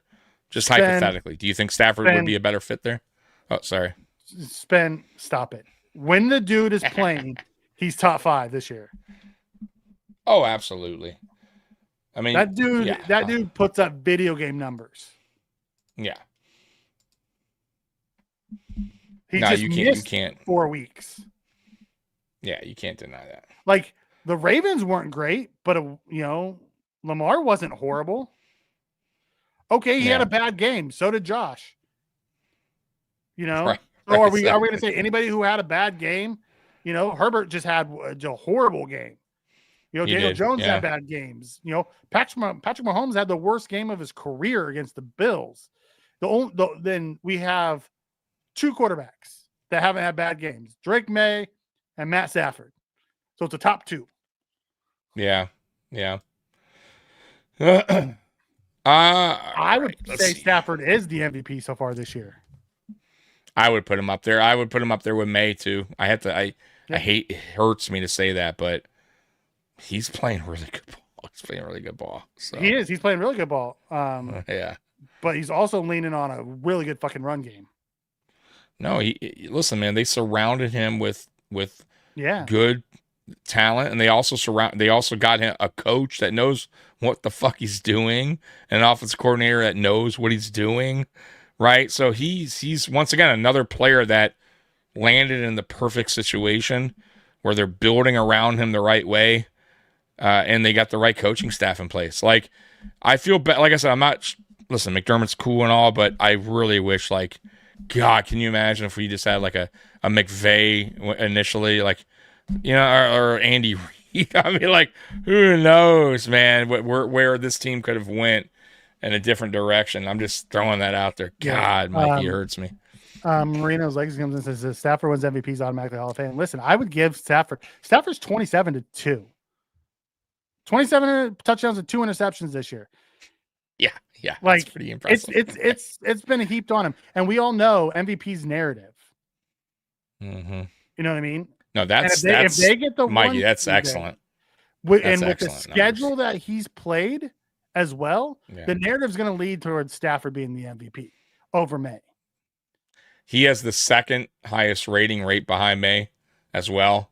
He has more touchdowns, less interceptions. Yeah, dude. Now to also, no, not more yards. Yeah, more yards. Yeah. May has one more game than Stafford has. Yeah. No, I think Stafford is definitely. Now, look, once again, though, man, lucky for Stafford, right? Got weapons, got a coach that's offensive minded, right? Dials it up for him. Perfect situation, man. And too, honestly, Mikey, perfect place to play, like, for him, right? In LA, snow out, like. Home field is perfect. He's in the dome. In a dome. With an offensive-minded head coach. right. Really good. You know. Yep. Yeah. Going well for him. Taylor's having a great season. Taylor's the best this year. You know, like, now I would also put McCaffrey up there, and I'd put Cook up there. I'd put A-Chain up there as 4. A-Chain's damn good, bro. Huh? Yeah, like, I would put all those guys up there. They don't have the rushing yards, but they have the all around because they have the passing yards too. You know, like, they are good. Gibbs, I'd put Gibbs up there. Gibbs is great, dude. And the problem is Gibbs is in a 2-headed timeshare Gibbs too. is really good. Yeah. You know, he's a beast. They got weapons all over too. You know what? They lost that last game. Laporta is that's a big loss for them. They need him back. Yeah. Spin, I'll give you that. If you want to count, you don't want to count Lamar because he missed too many games. I'm good with that. But just the numbers wise, like, when he's on the field, he's top 5 this year. Absolutely. Yeah. I'm with you. Dude's a freak. Yeah. You know what I mean? It's why I never understand the whole, Ravens community and the Bills community can't get along over who's better, Josh or Lamar. Can't we just enjoy our awesome quarterbacks? That's why I don't like to rank them 1 through 5. I put them in tiers. We have I get that. We have that elite tier. Rank them however the frick you want. I don't care. You have that elite tier, then you have the next tier, and I tier them versus rank them. And Pat and Josh and Lamar and Burrow and those guys are all in one tier. Those 4 are in their own tier, and then it's the rest of them. Yeah. Listen, I get you can only play the teams on your schedule, but with that said, the Ravens' most impressive win this season, the Bears. Lamar couldn't even play that game. Bears are a good team. Well, and that was their point too when they were talking about, Mikey, like, how important Josh is compared to all the other quarterbacks, and they're like, look, they beat the fucking Bears with Huntley. Like, the Bears are so up and down. No, I know, but his point is like, not that they're saying like Lamar can't, like, is not great, but that they're a good team. They're a team that's been there before. They know how to win. They would of course they won a Super Bowl. We haven't, so yeah, they do. They have a way better head coach. Good organization. They have a good organization. That's what I'm saying. A good organization, a head coach that's knows how to win. Clearly, won a Super Bowl. They have one of the best running backs. Trust me, they would figure it out. I'm not saying right away, but way faster than the Buffalo Bills. Okay, that's their point. Like, it wouldn't take them long to at least. Same with Andy Reid. Like, Andy Reid was a 10-11 win team guy without Patrick Mahomes. Now, of course, Patrick Mahomes is Super Bowl, but their point is Andy Reid could find something and still be a playoff kind of coach. Buffalo Bills ain't no playoff team without Allen, bro, ever. They ain't finding the answer. They ain't gonna find the replacement, bro. We know this. Bobby, we just gotta hope that they don't figure it out on defense by the time the playoff comes. If we run into the Ravens in the playoffs, because we're not stopping that offense. That offense is really freaking good. Oh, dude, they are garbage. built to play us. By the way, yeah, that Ravens team is built to beat us. 1,000%. The difference is we gotta outscore them. So we gotta hope that the Ravens don't figure out their defense by the time the playoff comes around. Correct. Or it's gonna come down to the playoff game, where it could come down to the final minute if we're just kind of going back and with that team. Yeah, back and forth. Yeah. They massively underperform. Philly's team massively, they still win, but Jesus, they should be a juggernaut, and they're not. Their offense has struggled this season. But that's why I said, though, Mikey, thank God, if you're a Philly fan, you're going, thank God we have a good defense. Because they would be fighting for a playoff push right now if their defense wasn't up, playing at a high level, bro. Their defense has bailed them out many times this season. So you know who else too? Green Bay. I think Green Bay's the same way. Their offense is just clunky, bro. Their defense is bailing them out a lot this season.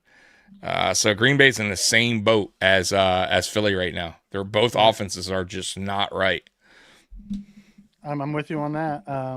Since we probably won't have Oliver. Depends on when we see them against the Ravens, because Oliver should be back towards the playoffs, but yeah, but he's not gonna be week one, Oliver, that's for sure, because he's not gonna have the strength. Right. Jesus, you put Josh Allen on the Eagles.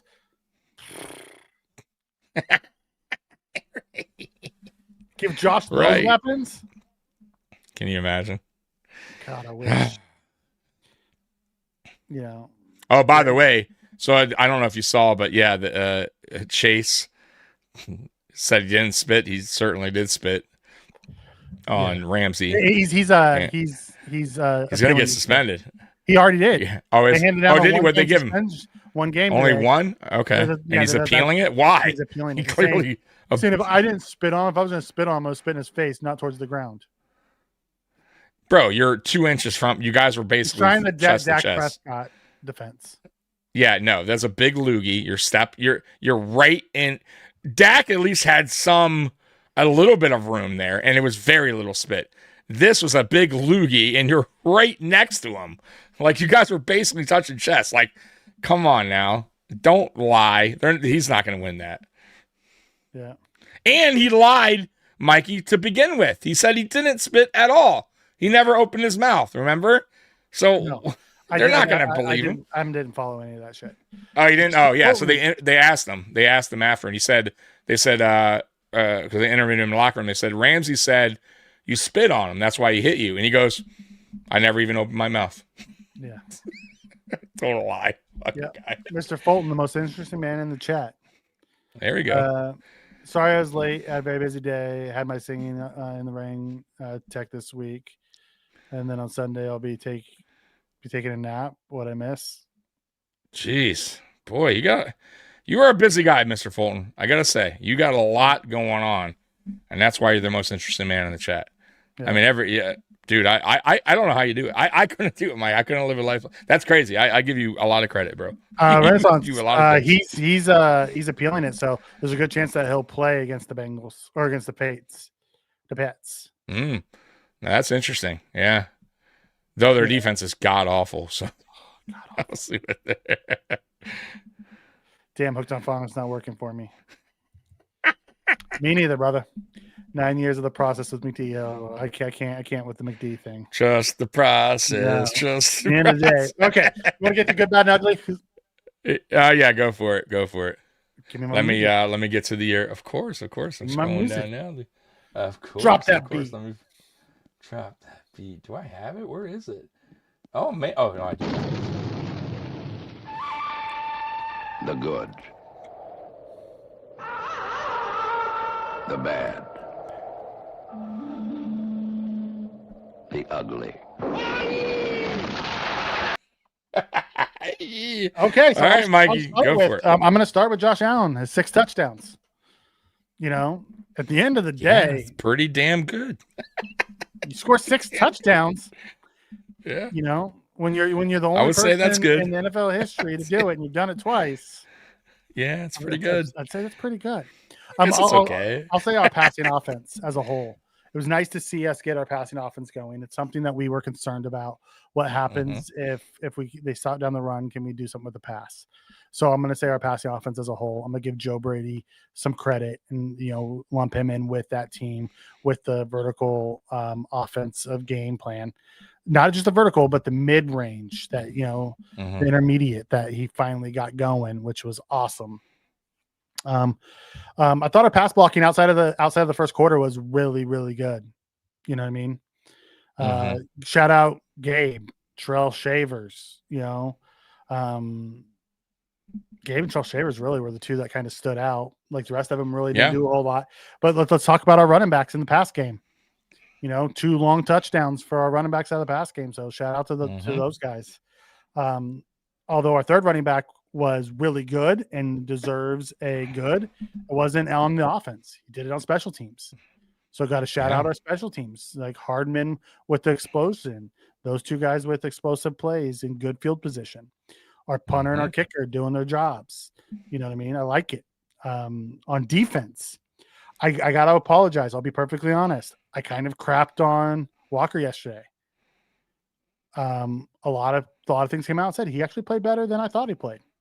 Okay. All right, Mikey. Okay. So I'll take the L there and then bring my apology to him. I crapped on your name when I probably shouldn't have. I watched the broadcast view and didn't really see it. Going back and seeing other people who broke down the film, he actually played pretty well yesterday. He's been really good this year. He's probably not going to be in the defensive rookie of the year conversation, but he probably should be. The dude's been pretty dominant on our defensive line. He's been solid. Only ones that have been. No, he's been a surprising surprise. Yeah. He's been a surprising player for me on that defense for sure, because when we drafted him, we weren't too pleased.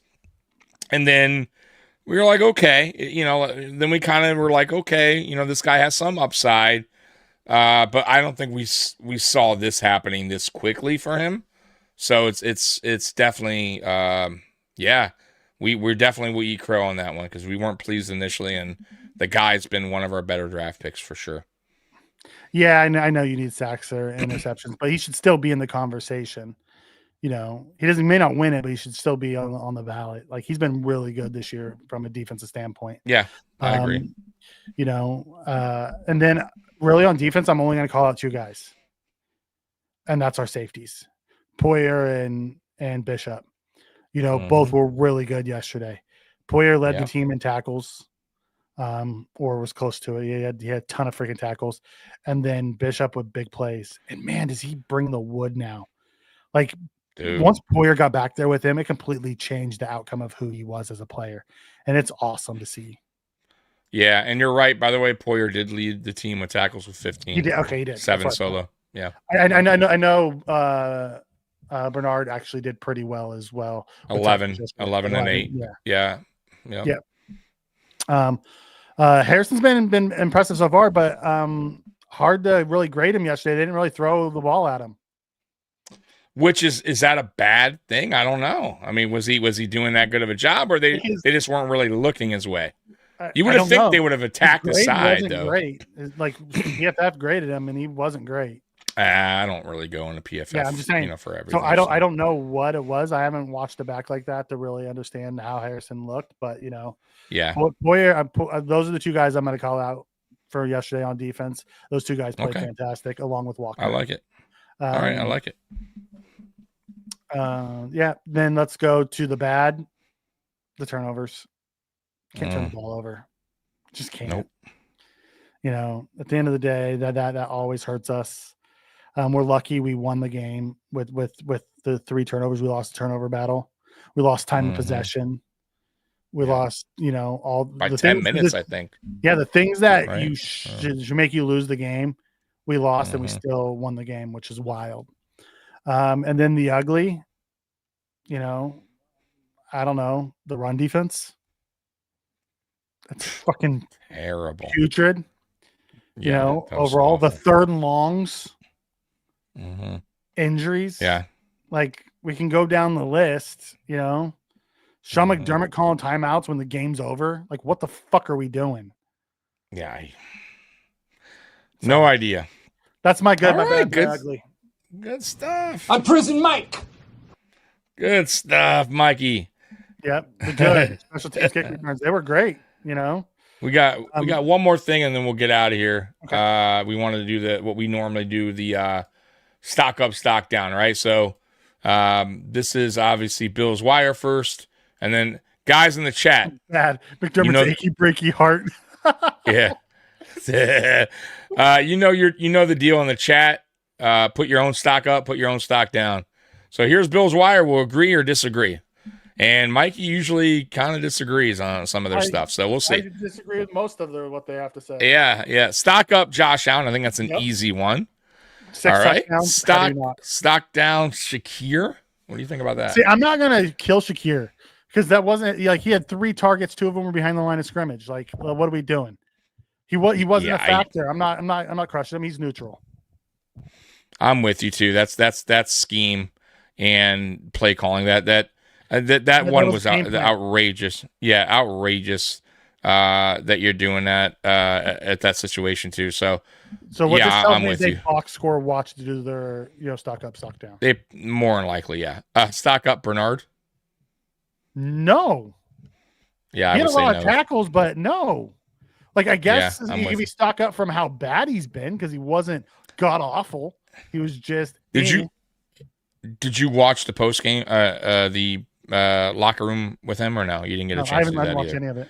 Okay, so the locker room interview, bro. You got to watch it. He sounds like a guy that's super, super frustrated because he was talking about his injuries and how he's dealing with it and playing through it, and you could tell he's understanding that he's a shell of himself out there. We saw it. You saw it on that run. Yeah, bro. The guy's running with like cement shoe. Like he's super slow. He doesn't have good movement, and I almost feel like, bro, he's hurting the team more being out there. Not because the people that are going to play behind him are way worse than him. I get it, but man, dude, back, sit him down. That's fine. That's what I'm saying. Yeah, when you want Balin out there, because that's who's going. No, I get it, but if this guy can't move either, we're gonna see. And now it's on a short week. On top of that, we'll see. I just could tell he's super duper frustrated, and he's doing all he can. Basically, is what he said. But man, I feel for the guy, man, because it's really not his fault. He has but a bad damn. foot, and it hurts. To go. Like, I get it. Yeah, so I disagree with you. I disagree with them. That's fine. No, I disagree with them on that one. Spin comes in before you move on. Spin comes in and says Mikey's jealousy's showing. Give him a break. He had -3 yards. I think that can qualify. That means you didn't watch the game and you're just looking at the stats, like -3 yards. So you gave him a stock down. I wouldn't even included him on the stock up, stock down because that's not like there's other stock downs that you could have put over him. Absolutely. Stock down Joey Bosa. No, I wouldn't say stock down on Joey Bosa. I very, very much like. I wouldn't even put him on this list. Like, Joey Bosa was playing injured, came in injured, then hurt his wrist right from the start and played through it. And really, we don't have any backups, so we had to. We were playing a defensive tackle at defensive end because we don't have enough defensive ends. Okay. All right. I think that's fair. Shavers, I would say yes. You agree with that? Stock up? Oh, yeah, absolutely. Okay. Stock down Knox. Yes. I'm with you. Yeah, he's not doing enough. That's the end of that article. So who else you got on the stock up, stock down that you would like to add? Stock down AJ Epinesa. Boy, was he Absolutely. bad I'm with yesterday. you. Matt Yep, Milano, I'm with you. Yep. you Stock know, down. like horribly bad. Pick any one of the backup defensive tackles that wasn't Daquan or, Jordan Phillips wasn't good yesterday. He's not. Yeah. I didn't even notice Sanders out there. Kind of tells you everything you need to know about him. I didn't see him at all. I don't know. Bad. Like, there's so many stock downs you could add to that. There's a lot on the defensive side. What are we doing? Right. Spencer. Any stock up? So what about Cole Bishop? I put Cole Bishop. I had Cole Bishop as stock up. Stock. Yeah, I put him. I would put Cole. I put both safeties as stock up. And Poyer. Yeah, I'd put him on there. And too. you know what? I might even put Benford as a stock. Benford as a stock up because he played way better yesterday than I've seen him play. I do. I thought he stepped up his game a little bit. Yeah. In that for sure too. So I'm with you. I would give him a stock up as well. Everybody else on the defense, though. Bleh. Yeah. Our kick coverage stock down. Oh, terrible. Terrible. It's been terrible all year. Yeah, it really has. Spin comes in and says, but that's his role in the team. For some reason, Bills don't like to take advantage. I mean, let's be perfectly honest. He was wide open down the sidelines and Josh missed him. Is that on Shakir? He was running wide open as an X. No, that's I think that's Allen and a little bit of the wind. I think the wind took that though. But either way, you got to make that play. He was open. So are we really going to give him a stock wide down open -3 yards when he would have had a? And that would have been like a 40-yard. That would have been like a 50-yard game. Yeah. I'm not killing him for that. You know who we forgot? Who I'm going to add to this list? Gabe Davis. I know it wasn't a huge amount of yards, but I thought he stepped up in big moments. I wish he caught that touchdown. Josh was trying to be nice and saying I threw it too hard, but come on, you got to catch it. You know what? He threw it harder on that 4th down and he caught it. He did, right? So and the guy was draped all over. Like, dude, you got to catch it. Right? Yep. It would have been so great, by the way, if he caught that. Yeah, like the crowd would have been. It would have been the cherry on top of yesterday. He's cherry on top, dude. Yeah. Then Josh would have had 4 and 2, and and then he wouldn't have the 3 and 3, and yeah. Sophie comes in and says Coleman stock down. I'm with you on that. Yep. Can we get through a season without having to call up AJ Klein? Well, we have a new AJ Klein. His name's Balin Spector. Yeah, BS. You want to hear an interesting stat real quick, Mikey? You want to hear it? Okay, sure. The score was 44-32, right? Yeah. First time ever in the NFL. 44-32. Oh, really? Yeah. This is the funny little nugget I throw out there. Huh? Yep. So first ever NFL 44-32. You don't get very many scoregamis in the NFL. You don't. Yes. There you go. Yes, Trek, you heard right. Sanders took every snap at defensive end that he played yesterday. He didn't take one defensive tackle snap. We needed a DN, so he went out and played. Yep. So, Mikey, they did want to. Real quick. We play Thursday, so do we want to? Because hear me out. We talked about this really quickly before you went live. Do we want to be superstitious about this and not talk about the game? It just forgot. We forgot all about it. You do it on the pregame. Yep, and you do it on the pregame. I'll come in and give mine on the pregame just like I did last week. So you heard it here, folks. I wanna stamp this in right now. Me and Mikey, from now on, unless the Bills lose, right? Yep. Right. If they keep winning, unfortunately, for you guys, we're not going to do any preview of the games. We're just going to talk, about it, and then on the we're going to give no score prediction or X factors until pregame, and then I'll come on pregame in the chat, and I'll give you mine in the chat. Right? Yeah, we're going to keep it going. We need all the help. That was the best offense I've seen. I ain't jinxing shit. Yeah, nothing. So. Does that make a difference? Probably not. But, come on.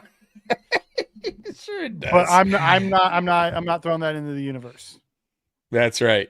All right, Mike, you ready for the Real Men of Genius, and we're out of here. Absolutely. All right. So here, by the way, this is the last one I have of new ones.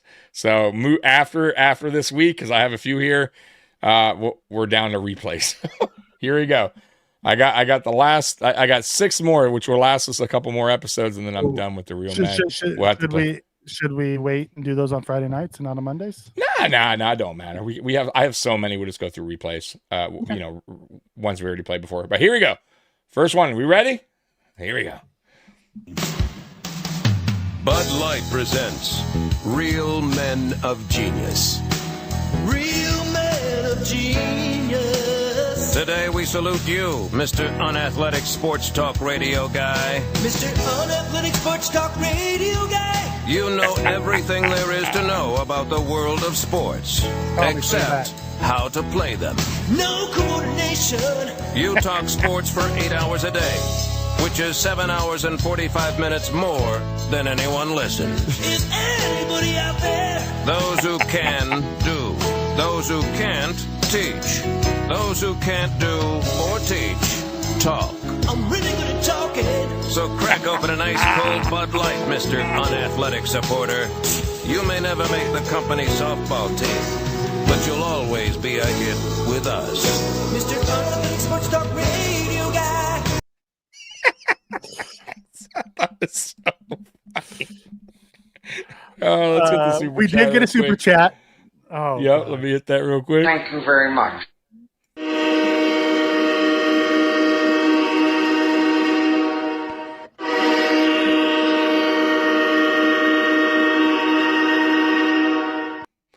Stock up. Thank you so special. much. Yeah, thank you, Ken. I appreciate Absolutely, it. absolutely.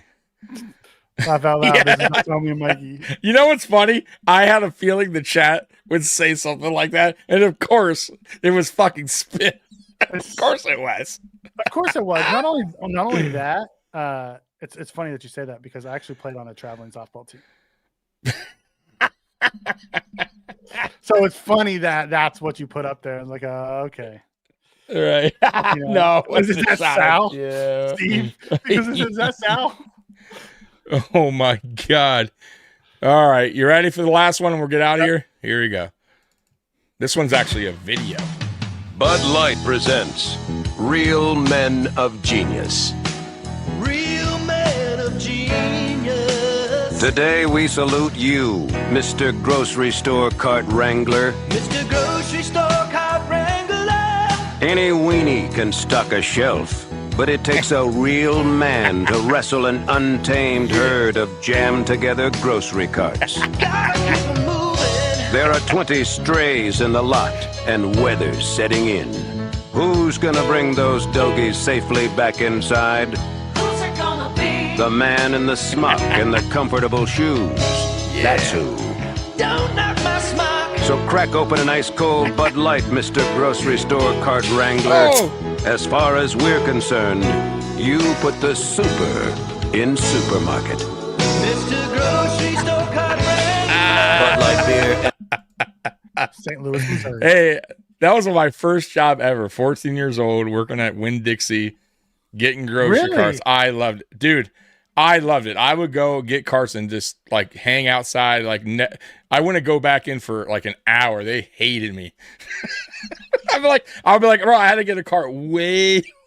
my first job, like I worked the summers with my grandpa at his construction company, but my first like real job that was non-family, I worked at Long John Silver's.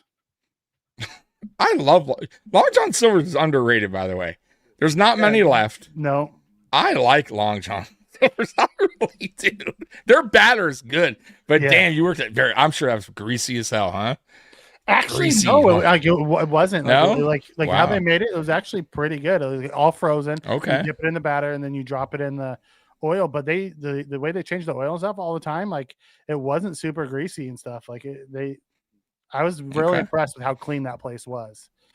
All right. I only I worked worked at there for Taco Bell 2 for a months. year. I Ugh. worked there for 2 months and I quit. I'm like, yeah, I'm not spending my senior year working. Right. This just ain't gonna happen. What was Uh, your worst job ever, by the way? Real quick. Was that it? Your worst, like the most one you hated the No, 'cause most? I worked with my friends there, and that was a lot of fun.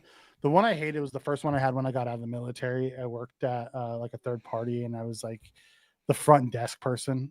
Like I worked there for 2 weeks and I quit. And they told me when you get out of the military, the first thing they tell you is do not get your dream job because you're gonna quit your first job just because you can. No shit. Within like a month, I was gone because I could. I'm like, yeah, no, this ain't for me. Like I was hired to be, communications and administrative person, but they kept putting me up front to be the front desk person, and I fucking hated that.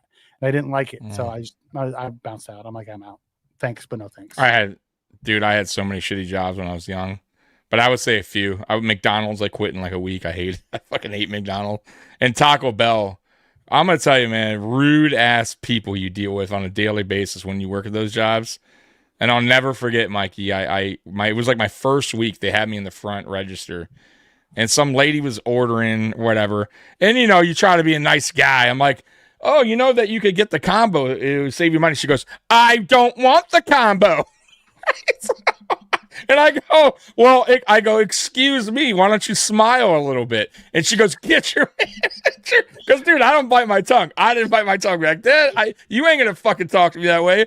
So the manager comes up and I go, she goes, just go in the back. You're all right. I'll deal with it. I'm like, all right. But, dude, I couldn't do it. I couldn't. You're going to fucking yell at me. Oh, my brother, that way. My brother worked at a Taco Bell and he worked a drive-thru. And they gave him the order. The guy drove back around, went through the drive-thru. As my brother opened up the windows, they threw the Taco Bell at him because it was made. Oh, what dicks! Yeah, what assholes! Like, yeah. Why, my dude? Thank you for joining. Happy we could help beat the Bucs for you. There you go. Chewy says, "Hey guys, can't stop laughing." Chewy also has a story. Wow, what's up, Chewy? They had a competition with the carts at the Hills department store on how many they could push at once. Dude, and you know what's crazy? When I used to get carts, Mikey, now they have like a machine. I see, like they can stack them all, and it's like when I did it, and I'm sure when you guys did it back in the day, ain't no fucking machine, bro. We were like 50 of them up. Just yeah, totally different game, man. I was a lifeguard. Nice. That was your first job. Okay. That's a cool job. Yeah, that seems like that would be a fun job. I only worked there for 2 months. I washed dishes, which I never minded because I just got to play with water and shoot people when they walked by. They'd be going to the freezer to get some, and I'd shoot them with water. And then I worked the grill and the deep fryers and stuff. I never worked the counter, so I never had to deal with that. I never dealt with customers in the 2 months I worked. Yeah, and I was good with food is terrible. I don't, like I said, Taco Bell and McDonald's are the only two. And then I guess I'll throw in a bonus. I worked at a call center where I did tech support for internet, and it was a company called Windstream, Mikey. And Windstream, they were in rural area internet. So do you know what that means, right? Who you're dealing with in rural areas. Yeah. You're dealing with people that, for the most part, they don't know much about electronics and stuff. So they would call. They wanted to be off the grid for a reason. Yeah, so they would call mad. My internet ain't working. So I'd be like, so you go through the steps. I'm like, okay, what lights are on? Ain't no lights on. I'm okay. Is it plugged in? What do you mean plugged in? Okay, you got wall. Yeah. Is the computer on? Yeah, dude, I'm like, you gotta plug it in, man. Oh, that's hilarious. Yeah, dude, so bad, bro. Sophie said I had a boyfriend that had an old truck that drove around and just bashed the carts. There's another R in rule, Tom. Yeah, rule. Yeah, I know, rule. I mean, that's the way I said it. Hey guys, house shore leash can't. He's on a shot collar at this point. He's not on a leash. Yeah. He's you don't know. Yeah, the leash ain't on there anymore, bud. Oh, here we go. Steve, as a kid in Buffalo, wiped the cars in a lot of Gambino's Ford. Learned a lot from the good fellas there. Nice. Okay. Down. Nice. I like that. You know. I had a job here in Detroit, Mikey. I was so desperate, and I got somebody hired me to do. Was it holding a stand on the street? No. It was a valet, right? Went Okay. downtown Detroit. It was a fancy club. And guess whose car I parked? Antonio Gates. No tip. Sounds about like that. That sounds about like Bro, the car was so nice. It was like a brand new BMW. Yeah, like at first I didn't, bro. I felt so stupid, Mikey, because I got in it, and I'm like, I got out. I'm like, I had to ask the guy, how do you drive this thing? Yeah, dude. No, how do you put the car in gear? There was no gear. Yeah, so it was like the shift thing, and I'm like, oh my god.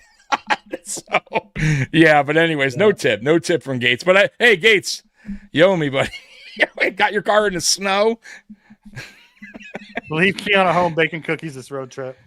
Yeah, dude. Anyways, guys, it was a great show, man. Almost 2 hours. We appreciate you guys rocking with us. We'll be back Friday Night Lights. I'll actually be here Thursday for Thursday. Actually, we'll both be here. What am I talking about? We'll be here Thursday. I'll be here pregame, halftime show, and me and Mikey will be back postgame. Friday, I'll be on with Dan, hopefully for a Victory Friday, and then Friday Night Lights. So check us out, and we appreciate you guys rocking with us. It was a fun episode. Bills Mafia, you guys rule. We love you, and as always, go Bills. We're out of here. Peace. Go Bills. Bills. Just